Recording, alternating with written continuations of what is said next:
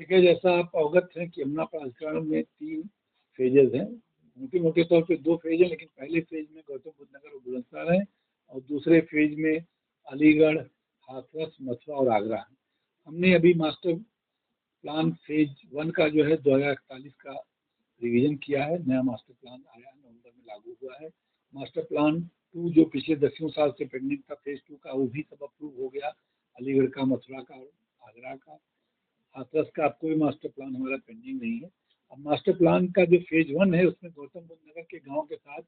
काफ़ी गाँव बुलंदशहर के पहले 16 गाँव थे और 55 गाँव और अब आ गए हैं जो कि चोलाग रेलवे लाइन तक जुड़ गए हैं। जब हम कहते हैं कि हम एयरपोर्ट को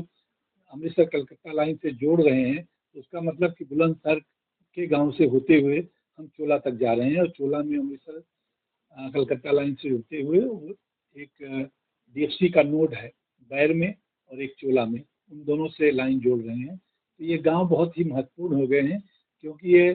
चोला में यूपीएसआईडीसी का एरिया और इधर जेवर एयरपोर्ट का एरिया के बीच का जो सारा एरिया था वो बुलंदशहर का था, बुलंदशहर खुर्जा विकास प्राधिकरण का था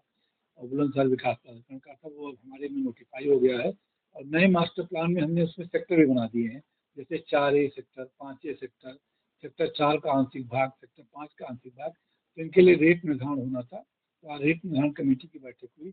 और मेरा ये मानना है कि हम फ़ेज़ 1 में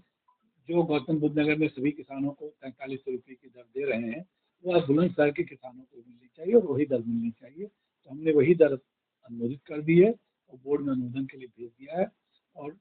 फ़ेज़ 1 में बुलंदशहर और गौतम बुद्ध नगर के सभी किसानों को 4300 रुपये के हिसाब से ही प्रतिकर मिलेगा।